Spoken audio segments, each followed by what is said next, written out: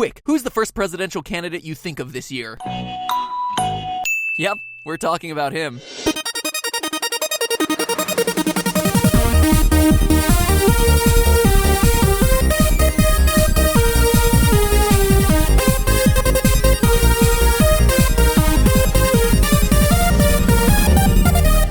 Internet, welcome to Film Theory, now fortified with 150% of your daily dose of knowledge. Now, producing this show forces me to stay pretty darn up to date with my TV viewing. It takes me to all sorts of programming, from killing zombies, to rose ceremonies, to yelling at people who have no idea how bidding works. Come on, people! When you're the last person to bid on The Price is Right, $1 is the best option. It's called playing the odds. But lately, there's been something interrupting my nightly dose of Modern Family: the election. But not just the election. One man in particular. Donald Trump. Mr. Trump. Donald Trump. Donald Trump. Donald Trump. Donald Trump. Donald Trump. Donald Trump.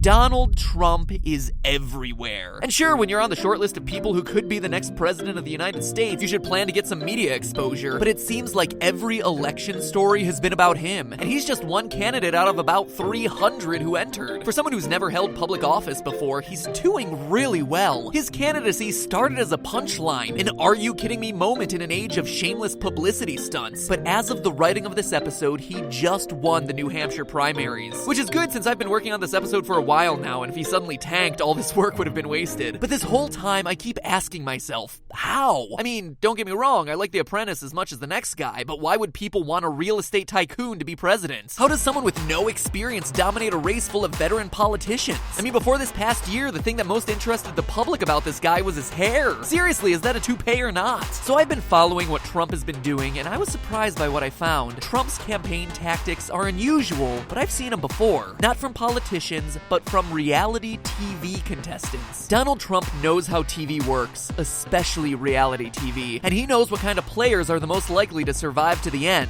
And after today's episode, you will too. So if you want to become the next frontrunner for your nation's elected leader, stay tuned, because I'll show you how in 4 easy steps with the help of our good friend, the Don. Now, this comparison of an election to reality TV might seem absurd at first, but think about it. Both are contests with a cast of characters who have cameras rolling on them all the time. Just like the Channel E and shows like Entertainment Tonight cover the latest news about the Kardashians, channels like CNN and shows like the Nightly News cover the election. It's all news, and it's all entertainment, just with various degrees of substance, most of the time. Trump is the one who seems to be most aware of the camera, the one who wants this race to be as much a spectacle as it is a political discussion. And the Washington Post says he uses Twitter far more prolifically than the other candidates, so he's clearly playing the game in a more modern, media-savvy fashion than his opponents. In the first several months of his campaign, that reality TV style of self-promotion and gamesmanship has been translating to voter support. And so, my fellow humanoids, here's the reality show blueprint that Trump has been using as his ultimate trump card. Sorry, that pun was pretty ham-handed. Step 1, create a clear persona. Reality shows have big casts and a limited time to introduce viewers to them, so the simpler and more memorable someone's persona is, the better. Pop culture philosopher Chuck Klosterman notes in his book Sex, Drugs, and Cocoa Puffs that reality shows like The Real World, the granddaddy of reality TV, put a lot of effort into boiling down their participants into oversimplified archetypes, like the guy who plays the race card, or naive Southern girl. Think about some of reality TV's most iconic moments and characters. Johnny Fairplay from Survivor, who lied about his grandmother's death to stay an extra week on the show. My grandmother's sitting home watching Jerry Springer right now. Villain, Puck from The Real World, who wore a Nazi swastika shirt and refused to remove it when he was asked to by his Jewish housemate. Villain, Omarosa from season 1 of The Apprentice, who wrongfully claimed that other contestants were racist. I called her a baby. I told her to go in a corner and get her a pacifier in her blanket and go cry, which is what she always does. Villain.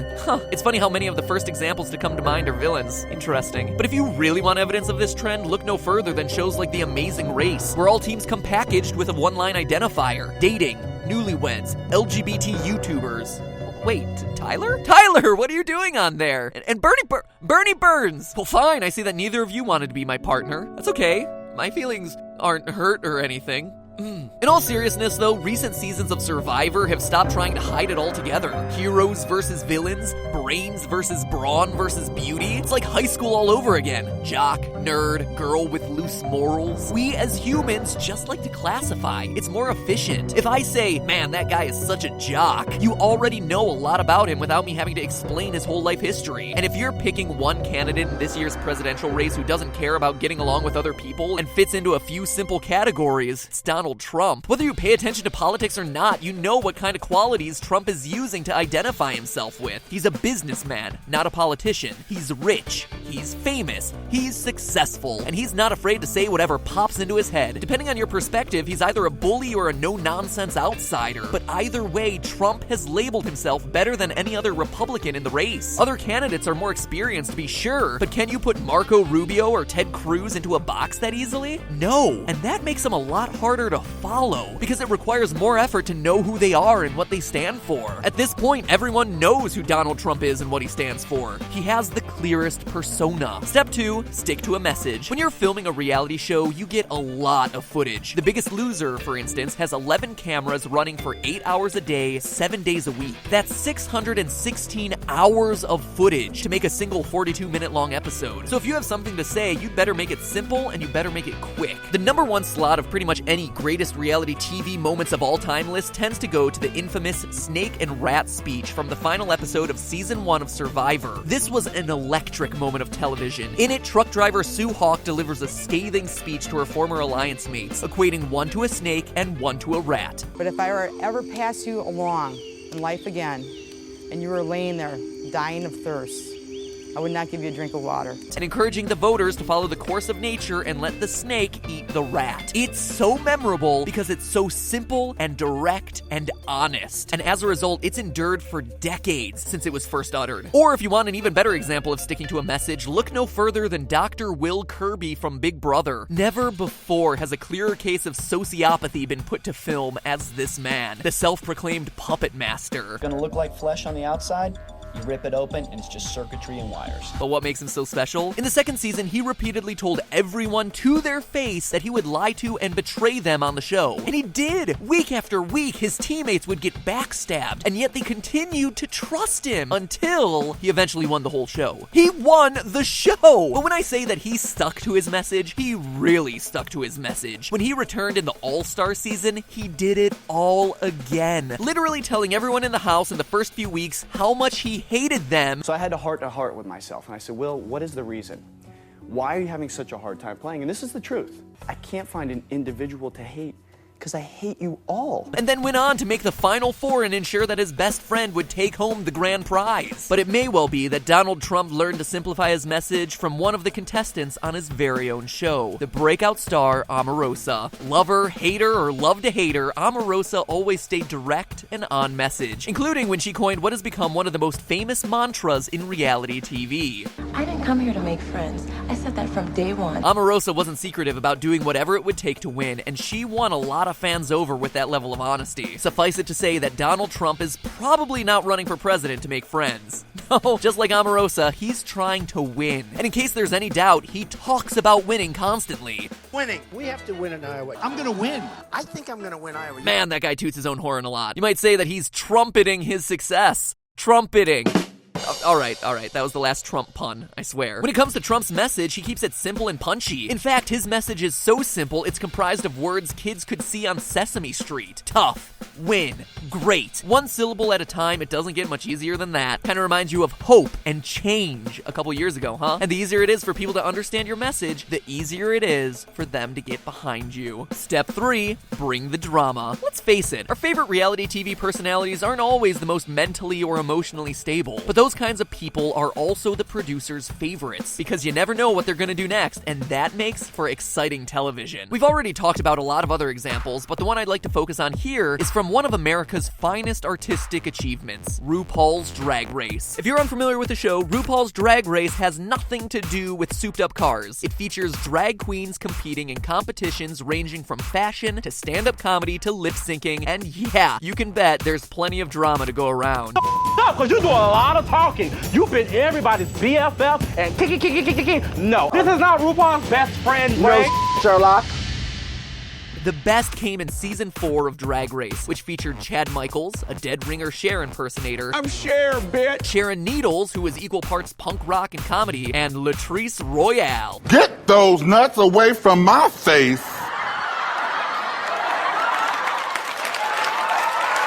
But in a field of talented, funny drag queens, it felt like one in particular, Fifi O'Hara, was dominating all the airtime. How? By bringing the heat to anyone and everyone. Everyone hated her. She was the worst. I hated watching her. It was awful. But at the same time, I couldn't look away. At least I am a showgirl, bitch. Go back to Party City where you belong. Similarly, nobody on the campaign trail this past year has had or created more beef than Donald Trump. He started so many fights, it's a surprise that Vince McMahon hasn't hired him on to be a professional wrestler. Actually, Donald Trump? Yeah!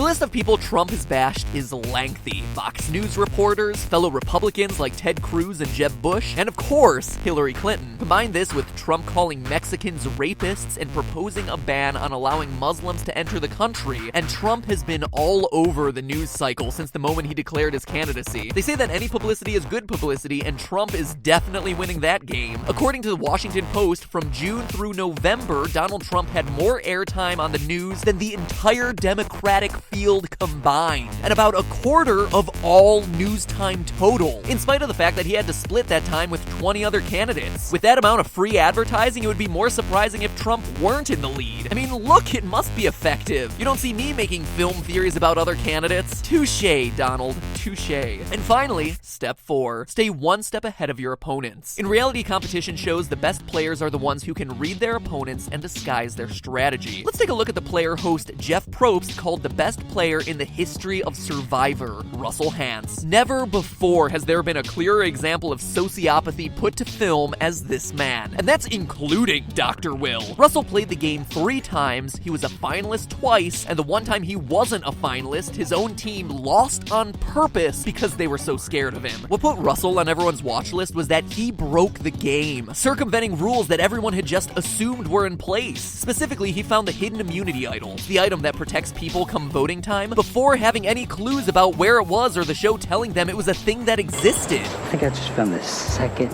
hidden immunity item without a clue. He convinced a player on the other team to give him an immunity idol on a season in which the show itself labeled Russell as a villain. You don't hand the enemy the idol, especially when his name is Russell Hantz. You don't do that. He even resorted to psychological warfare against his own team by pouring out their water and burning their socks in an attempt to break their spirits. As Russell put it himself, if I can control how they feel, I can control how they think. This man, he is like a hero to me, in only the way that like a super villain can be like someone that you admire, you know? Anyway, now look at Trump. Trump's opponents spent most of January drumming up as much support in Iowa as possible. Ted Cruz and Marco Rubio each held twice as many events as Trump did. But Trump played a wild card with a surprise endorsement from Sarah Palin. Palin's speech was mocked by a lot of people, but Trump was able to stay in the limelight ahead of his competitors through one single event. And remember, this wasn't just any endorsement. This is Sarah Palin, a political figure who is very divisive. Someone who the sheer mention of her name drums up emotion with most voters. And that gets attention. Who cares about a bunch of stuffy events? Here's a news story I can really get headlines with. And then, 2 days before January's final debate, Trump just decided to hold his own rally instead of attending it. Like Russell, he's breaking the game, challenging rules that everyone just assumed were in place. I mean, who skips debates? It's unheard of. This made headlines in its own right, but now think about his opponents. Trump had spent so much time criticizing and insulting the people on that stage, you know that they were prepared to go on the offensive. But at the last minute, he pulls the rug out from under them and doesn't show, putting them off their balance and forcing them to rethink their approach. Well, it worked. Who are they gonna attack now? The Washington Post notes the candidates switched more of their attacks to Ted Cruz in Trump's absence. Throughout his whole campaign, campaign, Donald Trump has differentiated himself by not following the beaten path, and in doing so has tried to control how his opponents feel when he attacks them. Because, like Russell, if he can control how they feel, he can predict how they'll think, and more importantly, how they'll react. So congratulations, you now know the 4 steps to being a front runner in your presidential campaign. But here's the thing, Donald Trump has a lot of things going for him. He has the clearest persona for everyone to understand, he keeps his messages simple and is able to dominate the conversation, he brings enough drama to keep voters' attention, and he can even predict and undermine the moves his opponents are about to make. So obviously, he has to be a lock to be the Republican nominee, right? Well, not necessarily. Because while all these steps are critical to making reality TV stars, they don't necessarily create reality TV winners. Omarosa, Fifi O'Hara, and Russell Hantz got relatively famous, but they all lost. Puck was the most famous person on The Real World San Francisco, but he was evicted from the house midway through the season because everyone hated him. And this isn't even a show where evictions are a thing that exists. They're just supposed to live together. You're not voting people out. Of everyone that we talked about, Dr. Will is the only winner. And that's because, man, this guy is charming. He is so awful, but he is so charming. Do you think it's easy being this good looking?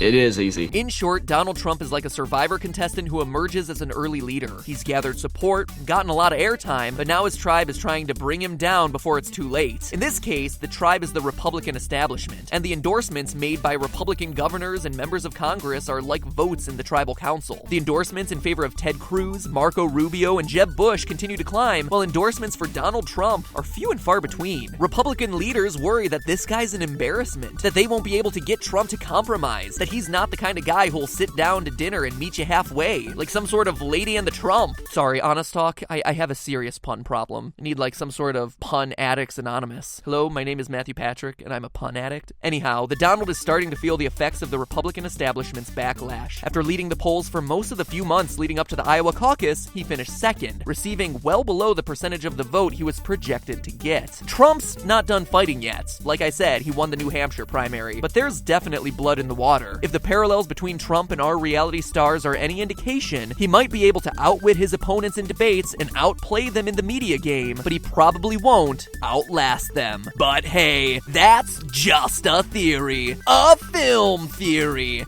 And cut.